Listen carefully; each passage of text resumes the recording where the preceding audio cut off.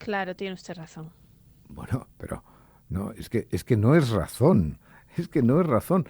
Es que, o sea, o sea, ¿cómo el periodismo es capaz de hacer estas cosas cada día, ¿no? Es que es como realmente se ha convertido en el repositorio de humor más atrayente y seductor de nuestros tiempos. O sea, realmente los periódicos hoy sirven para reírse sobre todo cuando no quieren hacer gracia, ¿no? Porque esta es la condición fundamental. Es decir, cuando un periódico quiere hacer gracia, mal asunto. Pero cuando realmente, de una manera natural y espontánea, Santos, un periódico hace gracia, es que hace, bueno, es que te alegra el día. Yo ahora mismo, un día muy frío, sabe usted que estoy varado aquí en Barcelona porque, claro, no, Claro, no se ¿hay puede salir, trenes? no hay trenes, no hay nada, no se puede salir, es 10 horas, tal y cual. Ya sabe usted, no sé, aquello de Pascal, ¿no? Todos los males del hombre vienen por salir de casa, Por por lo salir de tanto, casa. los españoles estamos en el mejor momento. Pero volvamos a eso del periodismo, porque yo siempre recojo el cabo que tiro. Y hoy tenemos un maravilloso titular en el periódico que dice: la AEMET es una administración trumpista. Claro, Mm. claro, esto aplicado a la AEMET es que es una maravilla. Porque los que evidentemente dicen eso, pues son dos trabajadores que dicen pues lo que sabemos todos, que la AEMET es un, en fin, una feria, un tablao flamenco, cualquier cosa menos tal. Pero claro, llamarle administración trumpista por otras razones distintas a las que evidentemente son ciertas, y es que una administración trumpista es básicamente una administración que miente, ¿no? Es como absolutamente extraordinario, ¿no? O sea, le llaman administración trumpista por no sé qué historias, pero claro, realmente dan en el clavo, ¿no? Porque la EMET, ya sabe usted, que después del gobierno, digamos, ya viene enseguida como propiciatoria absoluta de mentiras. Bueno, eso me ha llenado de gozo leer este titular a 4 columnas, espontáneo, suave, que me estás matando, ¿no? Y luego, aunque esto no viene en el periódico, bueno, pues la nueva incursión de nuestra frasés jefe, ¿no? Nuestra reina, ¿no? Ahí estaba el otro día en una cosa de estas del cáncer, una asociación del De cáncer. la Asociación Sí, Nacional contra el Cáncer. exacto. Y entonces, Esa asociación española. sí, y entonces segregó, comillas, con que haya una sola persona que tenga acceso a la información, cuya vida sea mejor y que pueda tener ese acompañamiento en todos los ámbitos del proceso que significa tener un cáncer, ya está justificado todo el trabajo de la Asociación Española contra el Cáncer. Hombre, Majestad, una sola persona. ¿Sí? ¿De verdad lo dice? Ni análisis económico del derecho, ni análisis coste-beneficio, que es, como sabemos todos, la base de las políticas públicas, ni algo fundamental que se tiene que enseñar en las escuelas desde pequeñitos, y es que, hombre, todo tiene un coste de oportunidad, y como dice una de las webs más recomendables sobre nuestra actividad, sobre la actividad económica, nada es gratis, Majestad, nada es gratis. A lo que lleva la segregación incesante de frases, la necesidad de llenar el mundo de ruido. Silencio, Majestad, silencio. Dicho esto, está usted siguiendo el caso de las vías, ¿no? Sí. Bueno, es un caso realmente muy interesante, ¿no? Bueno, Es un caso sobre la verdad, sobre los efectos de los mensajes mediáticos, sobre la colusión a veces entre ciencia y comunicación. En fin, es un caso absolutamente interesante. Mire, vamos a hacer un pequeño resumen, porque hoy he publicado una columna sobre este asunto, una columna que está recibiendo ya quizá el mayor número de insultos, ¿no? Sí. O sea, insultos de manera incesante también, ¿no? Como la frasés, de los últimos, bueno, digamos de las últimas semanas, porque es magnífico los lectores que tenemos, porque son lectores además, son como transeúntes, ¿no? O sea, pasan a veces por la columna, ¿no? Y pasan, pero además le digo una cosa, Santos, no olvide usted que estos son la élite, ¿eh? Son la élite de nuestros lectores, porque son gente que paga, ¿eh? Son gente que paga por pasar, hacer de transeúnte por la columna, ¿no? Y entonces hacer sus deyecciones, bueno, entonces tenemos estos momentos yo feliz, como usted puede comprender, ¿no? Con la enorme nube a la contra. No, a la contra no. Mire, no cometa esa vulgaridad de a la contra, porque ya le he dicho siempre que estas personas Si que eso dicen, lo ha dicho usted. estas personas que dicen a la contra, estas personas que dicen, no, es que es un chico polémico, sobre todo lo de chico me encanta, es un chico polémico, no, o sea, es la realidad la que es polémica, o sea, yo soy tan polémico como los que dicen lo contrario, es que es una obviedad. Bueno, pues vayamos a las vías. Hay una cosa fantástica a hacer, ¿no? En estos momentos, desde el principio, a ver si somos capaces de atinar en el resumen poético de la cuestión, ¿no? Poético en el buen sentido, es decir, la segregación de la verdad en su expresión más concisa, ¿no? Al principio de todo después, las primeras horas ya después del desdichado accidente, rápidamente hubo dos versiones, ¿no? Dos posibilidades, digamos. Lógicamente, va un tren por la vía, ¿no? Un tren camina por la vía. Y entonces se dice, y le descarrila. Bueno, entonces solo pueden pasar, digamos, dos cosas, ¿no? O es el tren o es la vía, ¿no? Rápidamente se descartó que el tren tuviera algún problema. No me pregunte muy bien por qué, pero es verdad que inmediatamente quedó descartado el tren como causante, digamos, directo, inmediato del accidente. Y entonces todas las miradas se proyectaron sobre la vía. Y nuestro periódico fue en esto el primero que dio información clara sobre lo que estaba pasando, sobre la hipótesis principal de lo que estaba pasando. Y es que efectivamente un defecto de la vía, y más precisamente ya señaló el periódico el primer día de la soldadura, ¿no? Podía haber ocasionado el desastre.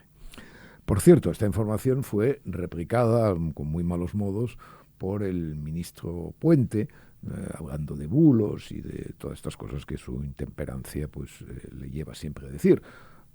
Estas cosas, esto de que el ministro te diga que los bulos antes era un timbre de gloria para un periódico y sobre todo para un periodista, ¿no? No podía pasar nada mejor que un político te insultara, te desmintiera, tal. No, hoy no. Hoy estos periodistas, algunos periodistas, no todos afortunadamente, pero muchos periodistas tienen la piel como debe ser la piel de nuestra vicepresidenta de los cuidados paliativos, ¿no? O sea, una piel absolutamente transparente, finísima. ¡Oh, el ministro nos ha insultado! Claro, el ministro es estupendo. Lo que tienen que hacer los ministros es insultar a los periodistas. Nosotros los insultamos a ellos 10 veces más. Y además así debe ser. Así debe ser, porque ellos evidentemente tienen que mantener la contención democrática, todas estas cosas. Bien, entonces es igual, el ministro desmintió, no, que no se sabe, que la soldadura, lo que sea. Efectivamente, con el paso del tiempo, la percepción del periódico fue estabilizándose, ¿no? Una cosa Bueno, efectivamente el problema estaba en la vía, efectivamente estaba en la soldadura. El siguiente paso fue saber que si había, o deducir que si había una soldadura, era evidentemente entre dos raíles, ¿no? Uno de los raíles era el se instaló en el año 89 y el otro se instaló en el año 2023. Bueno, entonces un día el periódico salió el problema del raíl, el problema de la soldadura, porque era uno viejo, otro nuevo, tal y cual. Bueno, entonces hubo todo un lío sobre la reforma integral, que el ministro ha mentido porque la reforma no es integral, el ministro diciendo, ustedes no saben lo que quiere decir una reforma integral. No me interesa esa conversación porque no tiene ningún sentido. Hay, como dijo luego El País, 18 tramos en esa vía donde hay la misma soldadura entre un raíl viejo y un raíl nuevo, y además a cualquiera se le ocurre que evidentemente esa soldadura es una práctica habitual entre raíles de edad diferente en las vías ferroviarias mundiales. No creo que tenga demasiado interés. Pero lo que sí tiene interés es el aparato fotográfico que apareció para justificar todo eso del el punto donde se rompió, etcétera. Entonces se veía efectivamente el carril a la izquierda, el carril del 89 intacto, se apreciaba la pieza de la soldadura, y a la derecha el carril del 2023 roto. Bueno, entonces, claro, la soldadura, efectivamente, la soldadura podía estar parte del problema, pero ¿por qué se había roto el carril nuevo y no se había roto el carril viejo? ¿No? Porque esto, naturalmente, ponía en una cierta tela de juicio el hecho de que el carril viejo y, por lo tanto, la no renovación de las vías y todo este discurso antigobierno, pues prosperara de una manera clara. Imagínese usted que hubiese sido al revés, que el carril roto hubiera sido el del 89 y el carril intacto el del 2023. ¿Cuál habría sido entonces el relato? Hombre, claro, se rompen las vías viejas porque como no se cambian, etcétera, etcétera. No, pero era el carril viejo. Claro, esto no quería decir nada sobre que la soldadura estuviera mal hecha, ¿no? Por supuesto, no quería decir nada. Entonces, ayer, nuestro periódico, que había defendido bien la teoría de la soldadura, etcétera, etcétera, sacó una información muy interesante sobre el llamado efecto Pala, ¿no? El efecto Pala, que una información que firmaba Jaime Rodríguez. Y entonces explicaba esa información, otra hipótesis, ¿no? Otra hipótesis distinta de la que se manejaba hasta aquel momento. Y es que una fabricación defectuosa del nuevo carril, es decir, del 2023, hubiera hecho, por así decirlo, estallar el carril y arrancar de cuajo, como si fuera una pala, mediante el efecto pala, la soldadura. ¿Vale? Es decir, que ya el problema no estaba, teóricamente, en la soldadura mal hecha, entre un carril y otro, sino en el efecto boomerang, por así decirlo, que causó el estallido, digamos una metáfora, del carril suficientemente potente para arrancar, evidentemente, de cuajo la soldadura. Bueno, es una hipótesis, ¿no? Es una hipótesis que, evidentemente, habrá de confirmarse o no habrá de confirmarse, etcétera. Yo comprendo que los periódicos tenemos, lógicamente, que no podemos estar esperando en silencio, ¿no?, que las conclusiones de una comisión de investigación que va a durar meses o años incluso, ¿no?, ni por supuesto el juicio que bajo el principio de contradicción establecerá, como estableció hace poco en Angrois, las responsabilidades de cada cual. Comprendo, evidentemente, el periodismo es un work in progress y, naturalmente, a veces se tiene que aventurar con informaciones, contradictorias, que una a otra pues van construyendo eso que tan bonito y que tantas veces he utilizado de nuestro periodista Cándido, magnífico periodista, columnista brillante y un hombre inteligente, cuando decía que el periodismo era una escultura de hielo, ¿no? Y que cada día esa escultura había que construirla y cada día se deshacía. Bueno, pues es una imagen muy afortunada, ¿no? Efectivamente, el periodismo se construye así. Los políticos, y lo digo por el ministro y sus obvias contradicciones a veces, ¿no?, pues están un poco obligados también a eso, ¿no? Porque la presión mediática les lleva a veces a aventurar hipótesis como hechos que no están confirmados y tal. Es decir, hacer un poco de periodistas, ¿no? Porque se ven obligados a lo mismo. Bueno, todo esto tiene una importancia relativa siempre y cuando no se cruce el umbral taxativo, ¿no?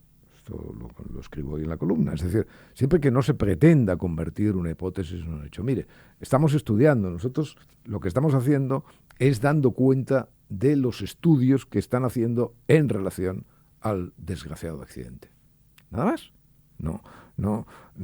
Claro, pero ¿qué es lo que enturbia inmediatamente esa buena voluntad de la hipótesis, ¿no? Bueno, lo enturbia esa necesidad de decir, si es una cosa, paga el gobierno, si es otra cosa, paga la oposición, por así decirlo, ¿no? O sea, si es una cosa, para decirlo con mayor precisión, si es una cosa, paga el gobierno, y si es una cosa, queda absuelto el gobierno, y si es otra, queda absuelto el gobierno. Bueno, ese carácter absolutamente hooligan de la investigación, de las complejidades enormes, de la posibilidad, fíjese usted, Santos, que la veo espectacularmente callada, sin musitar, completamente prendida a esta maraña enorme de hipótesis, hechos, verdades, etcétera. Bueno, pues, sin especular más de lo necesario, digamos, tenemos que admitir, o sea, de una manera, pues, fair play, ¿no?, que las cosas se investigan, se interrogan, se van construyendo, evidentemente, los ladrillos de la información, y luego, evidentemente, se da un resultado, pues, cuando sea, global y lo más aproximado a la verdad. Pero lo que quería decir es que a veces tenemos que estar preparados también para entender que a lo mejor no tenemos la información necesaria para determinar con toda exactitud las causas de un accidente. Ese ejercicio de resignación y de humildad epistemológica que tienen todos los científicos, tenemos que aprenderlo también los periodistas en nuestro nivel borrador, si usted quiere, ¿no? Y lo tienen que aprender, por supuesto, los políticos. O sea, mira, hay dos estupideces en el lenguaje común que me sacan de quicio. Una, esa cosa tan vulgar y tan payasa de los que dicen, oh, las casualidades no existen. ¿Cómo que las casualidades no existen? El mundo está lleno de casualidades, ¿eh? De casualidades. O sea, no, pero hay gente que esto de las casualidades siempre cree que son causalidades. No, mire, sí. Es que hay casualidades, ¿no? Por lo tanto, las casualidades existen, ¿sí? Sin ninguna duda. Y evidentemente, que existan quiere decir también que las casualidades están determinadas. O sea, no vayamos a confundirnos, no vayamos a creer que la existencia del azar es una prueba contra el determinismo. Eso solo lo piensan niños de escuela, ¿no? Llamamos al azar aquello que evidentemente no conocemos, ¿no?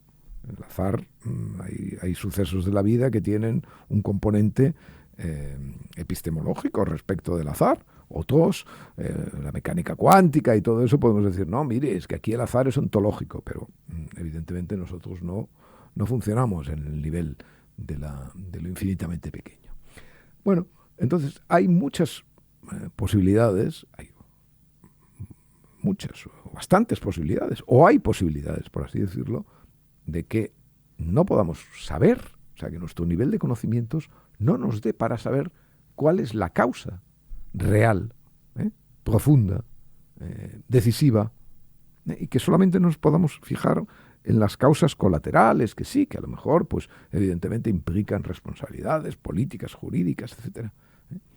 Pero siempre puede haber, no digo que eso siempre suceda, hay veces que, evidentemente, el caso de Angrois, por ejemplo, el caso de Angrois, la causa está perfectamente delimitada y acotada y se sabe exactamente todo lo que pasó. Y también con el asesinato de Kennedy, por cierto. Pero bueno, hay veces que no. Hay veces que no. Y bueno, ya puede usted recuperar el resuello porque ya pasamos a otro asunto. Bueno.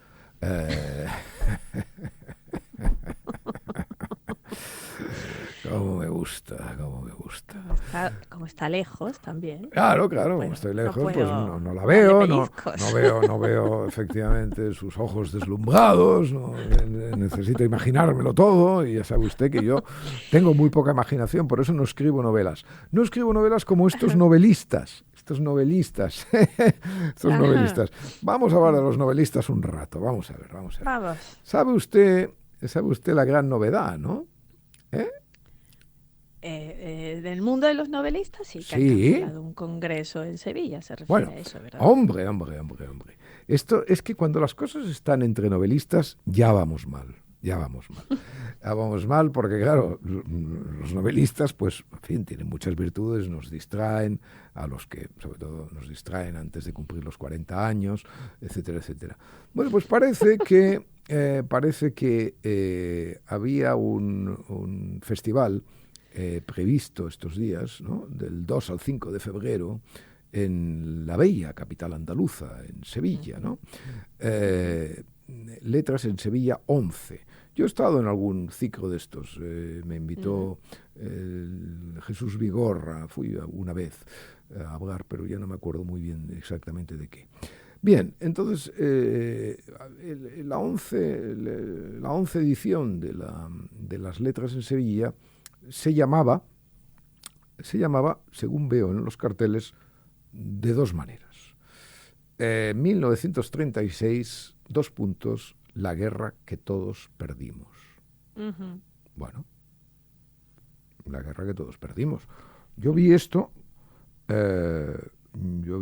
y dije, mira, está bien, porque deben haberme leído, porque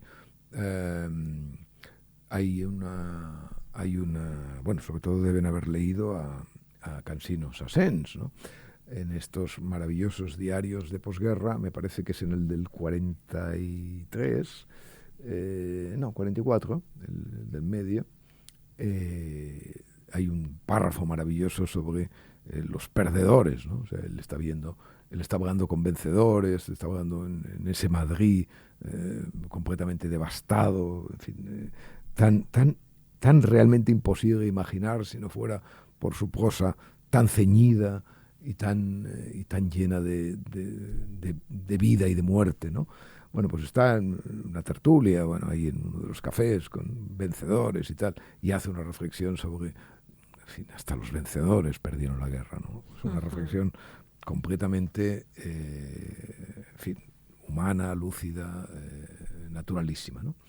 Bueno, pues así, efectivamente, titularon estos chicos, Arturo Pérez Reverte y Jesús Vigorra, que es los coordinadores tal y cual, el ciclo.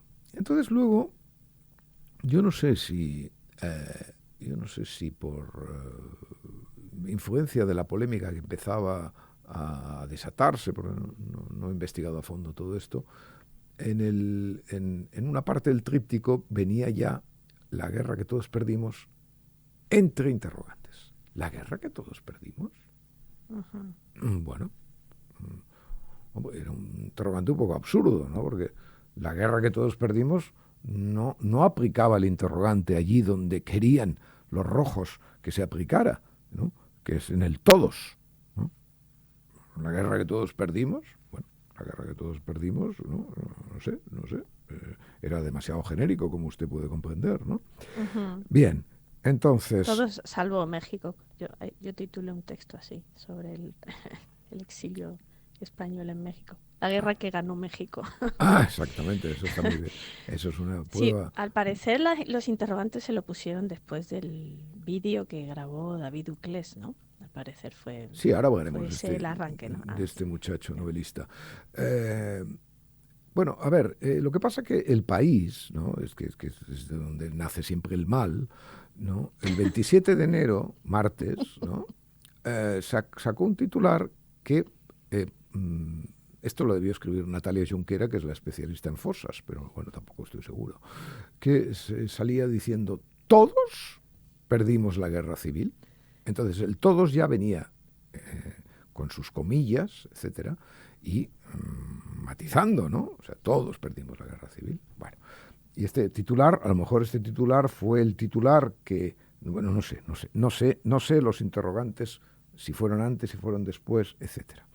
Pero, evidentemente, no tenía ningún sentido añadir esos interrogantes, por supuesto. Fue la primera concesión que hicieron. Dice usted que eso fue después de, explique Sí, fue esto, después, sí. Fue después después, de, sí, porque si eso es del 27, lo de David Ucles fue antes, un día o dos antes. vale, Una noche, yo lo vi la noche que lo grabó y lo puso en redes, vale, en su muy bien. vídeo.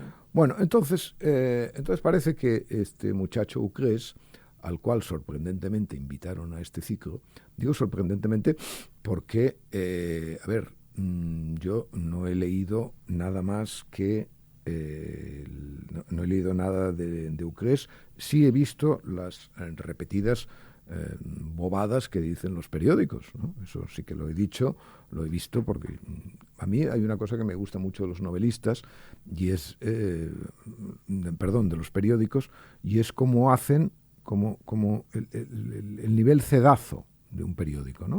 O sea, un periódico sirve para que tú ya no tengas ninguna necesidad de leer a David Ucrés, ¿no? Nunca en la vida, porque ya David Ucrés ya se ha expresado en los periódicos de una manera tal y cual, y entonces parece que escribió una novela muy gorda sobre la guerra civil en términos de realismo mágico, ¿no? Luego yo ya he investigado, porque claro, tenía que venir a hablar de él y todas estas Claro, cosas, ¿no? muy bien. Pero bueno, si no tienes que hablar, pues es ideal, porque sale David Ucrés en los periódicos, dice 4 estupideces. Bueno, pues ya está, pues David Ucrés ya se acabó, ¿no? Y esa función, digamos, higiénica de los periódicos, discriminadora, cedazo, el tamiz, es muy, muy apreciable, ¿no? Bueno, entonces salió David Ucrés diciendo que él no iba a hablar en un ciclo donde estaba Aznar y donde estaba no sé qué, porque había gente que no le gustaba y bueno, No, bobadas. pero ¿sabe las palabras exactas que usó? Porque No, yo tanto son ya de David apreciadas. Ucrés no Bueno, sé. le voy a decir. Diga, diga. Dijo, concretamente dos personas que para mí quebraron los derechos fundamentales del hombre. Por un lado, José María Aznar, que Mm, para mí es la persona que más daño físico ha hecho al pueblo español recientemente. bien. Y después de Espinosa de los Monteros dijo que ayudó a fundar un partido que atenta contra mi libertad de expresión, contra mi derecho a existir y que defiende unos valores que no comparto y contra los que lucho. Bueno, ya, pero bueno, en fin, pues está usted Bueno, estupenda digo, diciendo todo esto. bueno, Sí, sí, hay que poner siempre lo que dicen los periódicos, ¿no? Pues ya no, está. no lo que dijo él, es Sí, la sí, fuente pero esto original. lo que dijo él, pero esto lo sabemos porque los No, periódicos. yo le digo que vi su vídeo colgado en redes. Él lo puso públicamente en Vale, sus vale, redes muy bien, sociales, muy en bien, su muy bien, Facebook. muy bien. Sí, sí, estupendo. Bueno, pues ya está. David Ucrés pues, se acabó, ¿no? Bueno, pero yo he hecho más, que usted para saber. eh, A ver. bueno, pues yo he ido a Apple Books y entonces me he bajado el libro este que ha escrito, una muestra, porque tampoco vamos a, pues, en fin, yo soy un hombre a mí no me los acabarán los dineros, como No, no, decía mi no, no padre, ha hecho más pero que yo porque yo lo tampoco. tengo. Yo lo tengo Ah, físicamente el usted lo libro. tiene. Bueno, es que Sí, sí, usted es sí. una sacrificada. Bueno, pues mire, este libro empieza bueno, hay unas largas dedicatorias a los tatarabuelos y todo esto muy emocionantes y tal, y luego un prólogo, bueno, etcétera. Y la primera cosa el primer capítulo se llama El jabalí de color rojo, Ujú, ¿vale? Y yo le voy a leer solamente las 3 primeras líneas de este libro, ujú. ¿no? Odisto, Odisto, ¿eh? Ujú. O sea, como si fuera un visigodo, digamos, porque claro, es el realismo mágico, Claro, es, pero es el Odiseo y mapa, todo es el mapa, también los como... íberos, les llaman los íberos. O sea, para esto, esta cosa, en fin, bueno, es que es de risa. Dice, no me distraigas, Santos, estoy leyendo a No, no. Ucrés. El jabalí de color rojo. Odisto iba a tener un hijo. Punto y aparte. Con cada parto, en jándula, ¿eh? O sea, jándula es como Macondo, ¿eh? ¿Cómo se llamaba la de Follner? Yo pata no sé qué, en fin, etcétera. Con Mágina de Muñoz Molina. Mágina, bueno, todos estos. Odisto, sí, mire, esto de Mágina está muy bien dicho porque, Ah, sí, porque sí. claro, es esdrújula y tal. Sí, Bueno, sí. vamos otra vez, y no me interrumpa. El Así es jabalí, usted el que se interrumpe. el jabalí de color rojo, ¿vale? Odisto iba a tener un hijo. Con cada parto, en jándula, un aire solano sacudía con furia los árboles. Vale, pues ya está. Pregunta, ¿Ucrés con cada parto? Y ya está. Y ahí se acabó todo, ¿no? ¿Comprende o no? Ujú, ujú. ¿Otra vez? Odisto iba a tener un hijo. Con cada parto, en jándula, un aire solano sacudía con furia los árboles. ¿Con cada parto, crees? ¿Con cada parto? Y ya que estamos con los jabalíes, estará usted absolutamente, en fin, desatada, esperando el nuevo capítulo de la vida de nuestro Piquet. Sí, nuestro cero, por favor, cuénteme, por favor. ¿Sabe que ha salido un libro que se llama Cerdos? Bueno, lo hemos visto, que es un libro de un tal Thomas Macho, ¿no? Ya Adriana es nombre, Hidalgo. ya es nombre. Está muy bien, ¿no? Adriana Hidalgo, editora, 2021.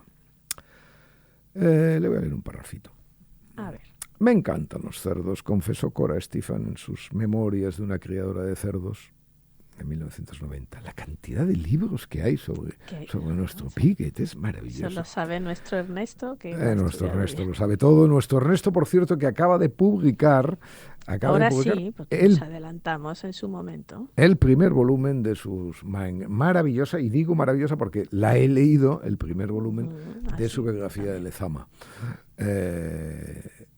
Que le ha publicado Pretextos. Que Pretextos. conste porque está muy bien que esa editorial haya publicado ese libro. Totalmente. Hablaremos con más calma otro día de Ujú, él. muy Y bien. ahora dice Cora Stephan, citada en este libro, son excelentes compañeros de hogar, exploran los bosques en busca de bellotas, ayucos, castañas y hongos, comen lombrices, gusanos, larvas de insectos y además acaban con ratones y otros roedores. Ponen su magnífico hocico al servicio de la búsqueda de trufas. Lo justo sería repartir, dice Cora, y yo estoy de acuerdo. Pocas cosas me gustan más en el mundo que la trufa. ¿Sabe usted en qué consiste el mejor desayuno que ha inventado el hombre? Se lo voy a decir, ¿En qué? porque, Cuéntame. oiga, yo me lo permito alguna vez, ¿eh? O sea, Mm, mire, una tostada, ¿eh? Una tostada de ujú, pan con unas gotas de aceite y unas ujú. láminas muy finas de trufa blanca. Un Vaya. té St. James y una ensaimada de Mm, Sacha. No hay nada como eso. bueno. Ponen su magnífico hocico al servicio de la búsqueda de trufas. Lo justo sería repartir, dice Cora, y se los puede educar con óptimos resultados para que encuentren estupefacientes o ayuden en la caza. Fíjese, para que encuentren estupefacientes. Son tan inteligentes como los delfines y en el amor demuestran ternura, constancia y la suficiente sensibilidad como para no irse con cualquiera, Santos? Son juguetones y adictos al placer, insolentes y cariñosos, buenos corredores, excelentes nadadores, y serían los mejores amigos del hombre si a éste no le asustara su propia semejanza con el elocuente animal de Cerda. En fin, no sería la primera vez, dice con una lucidez extraordinaria nuestra autora, no sería la primera vez que un parecido lleva a una enemistad encarnizada. Increíble, increíble. Y es que, mi querida amiga, cuando el cerdo quiere ser jamón... Solo puede ser Joselito. Bueno, va, cuénteme el espectáculo de sintaxis, precisión y cortesía con la inteligencia que practicó ayer, a su juicio, yo no lo vi, el secretario de Estado Marco Rubio. Bueno, Marco Rubio, que es un político muy experimentado, y yo por los asuntos a los que me dedico por trabajo llevo muchos años viéndolo. Bueno, por Ayer trabajo aparte de este, claro. Bueno, o sea, claro que aparte de este, por supuesto.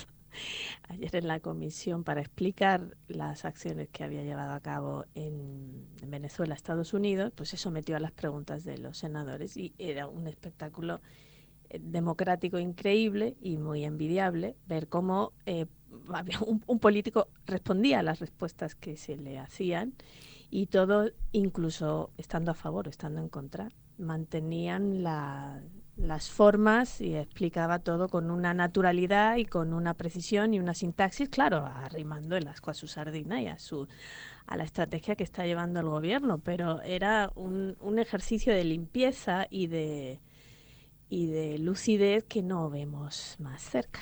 Entonces, una de las cosas destacables que han destacado los medios españoles, claro, como es natural, fue esto que dijo de que pretendían hacer en Venezuela una transición pacífica y de la mejor manera posible, como había sucedido en otros países como España o Paraguay, y puso de ejemplo a la transición española para decir que esas cosas llevaban tiempo, porque fue a la pregunta de un senador que le dijo, bueno, pero ¿de cuánto estamos hablando? Si dentro de 6 meses Delcy Rodríguez sigue, ¿cuál es el siguiente paso?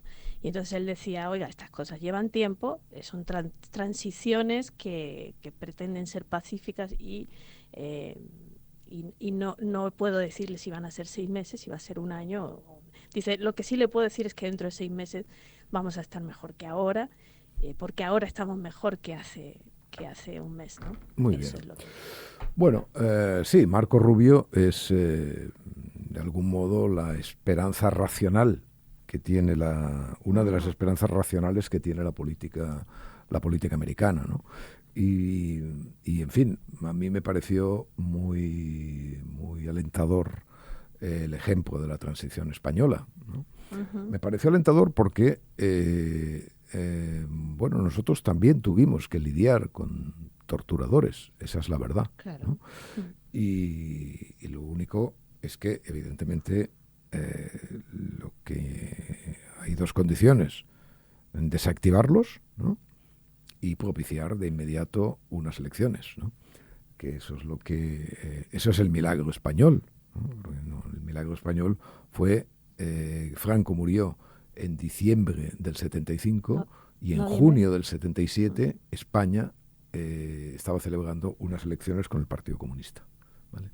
Y eso es, en fin, eso es una dictadura de 40 años, ¿no? Sin necesidad, además, o sea, una dictadura en la cual nadie sacó al dictador de su cama, ¿no?, sino que murió allí.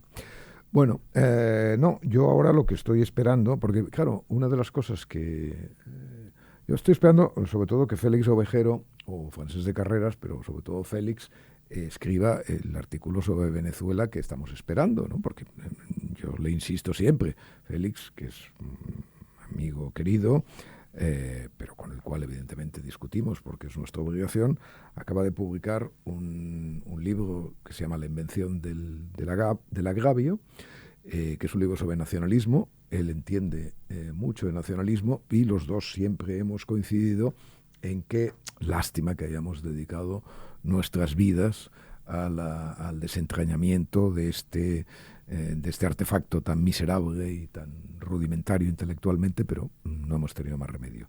Él prosigue, yo prosigo y todos proseguimos porque es nuestra obligación. Pero Félix podría tener una parte, ¿no? Se podría una parte y escribir, por ejemplo, no sé, una cosa sobre Venezuela, ¿no? Porque escribió una diciendo, explicándonos, en fin, desde el lado más conspirativo de la historia, cuál era la auténtica razón de que Trump hubiera invadido Venezuela y tal y cual. Bueno, lógicamente, pues ya se puede imaginar usted el interés, el petróleo, los incentivos, tal y cual. Sí, yo no niego, aunque me gustaría ver las pruebas de todo esto, no niego lo que haya, evidentemente, intereses en la política internacional, no me chupo el dedo, ni nada. Pero, claro, hay un problema con esto, ¿no? Que el problema son los efectos colaterales, ¿no? ¿Cuántos presos están libres ya de Venezuela? Como 800, ¿no? ¿Cuántos había? Había unos 3.000, ¿no? Más o menos. No, 1000 y pico. 1.000 y pico solo. Bueno, pues hay 800 de estos 1.000 y pico que han salido gracias a los incentivos del petróleo, ¿no? Félix debería escribir un libro sobre esto, ¿no? Un libro o dos, ¿no? Bueno, o tres, ¿no? Claro, si además ahora hay elecciones libres, pues bueno, también No, habrá que... no, hay muy pocos, ¿eh? Hay 110 presos políticos, es la última cifra de hace 2 días. 110. Según por apenas. 110 no, de 800, dijimos, ¿se acuerdan? De 800 y pico, casi 900, 110. Bueno, no sé qué número de presos han salido, pero ha Eso. salido un número considerable de presos. Y además, le digo, van a salir todos los presos políticos que hay en Venezuela y van a salir pronto. Y entonces cuando salga el último, pues Ovejero tendrá que escribir un artículo sobre Venezuela. Un artículo que, como siempre, diga la verdad. Y bueno, y apenas se nos va el tiempo, pero no quiero dejar de hablar de un artículo, de esos artículos que hacen del Economist una revista especial, ¿no? Uh-huh. Una revista especial porque es esa mezcla de poema y estadística, ¿no? que caracteriza los mejores artículos de tal. Se llama La caída de las ventas de vino refleja un mundo más solitario y atomizado. Se publicó el 15 de enero, ¿no? Y empieza así. El poeta Eliot se equivocaba. Abril no es el mes más cruel. Enero lo es. En las latitudes septentrionales, el primer día del año nuevo viene marcado por un brusco aumento de los suicidios, aunque este repunte se atenúa a medida que avanza el mes. Los días largos y oscuros pueden abatir el ánimo, especialmente en quienes son susceptibles al trastorno afectivo estacional, que al parecer es un trastorno identificado de Santos, yo no lo sabía, el TAE. Yo tampoco. Es decir, una forma de depresión. Y las personas mayores, los viejos, ¿no?, tienden a decir que se sienten más solas en los meses de invierno. A esta miseria general se suman las exhortaciones de los bien intencionados a renunciar a la reconfortante copa de vino tinto y en su lugar observar un enero seco, absteniéndose de todo tipo de alcohol. Claro, esto del enero seco, ya sabe usted por qué pasa, porque han bebido durante diciembre como cosacos y entonces el enero seco pues tal. Y claro, está bien que el autor diga, hombre, esto a ver si efectivamente conlleva una influencia en el aumento de suicidios, ¿no? Porque claro... El Ramadán lo llama Emilia Landaluce. Exactamente. Exactamente. Bueno, entonces, pero el problema para el Economist es que no es enero, ¿no? No dice no al Burdeos o al Sauvignon Blanc el resto del año. Y es que en la mayor parte del mundo rico la gente está bebiendo menos vino. La gente bebe menos alcohol, desde luego, pero el vino ha caído más que todo. Y da muchos datos, efectivamente, sobre la caída del vino y tal, que tiene mucho interés conocerlos. Pero sobre todo hay uno que me llama mucho la atención. que es la relación entre la caída del vino y la soledad.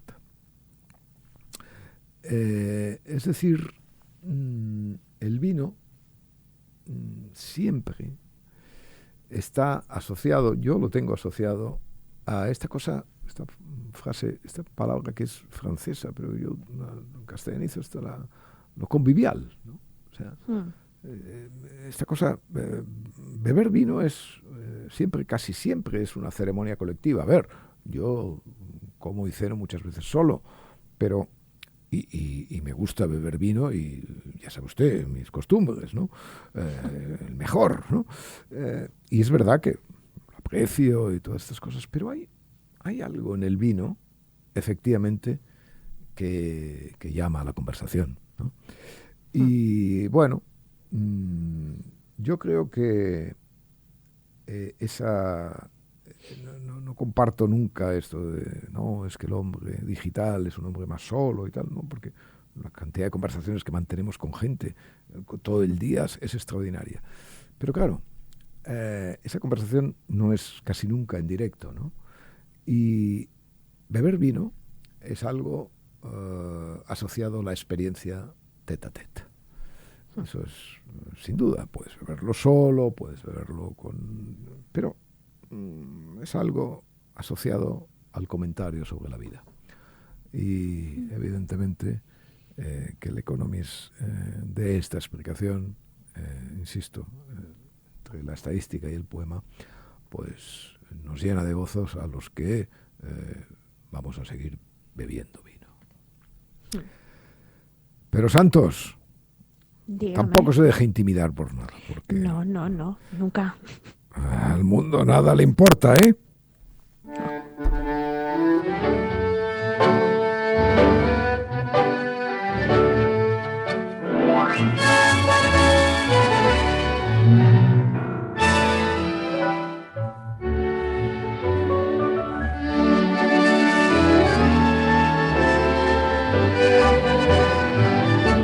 Podcast de Arcadi Espada y El Mundo con la colaboración de Yaiza Santos.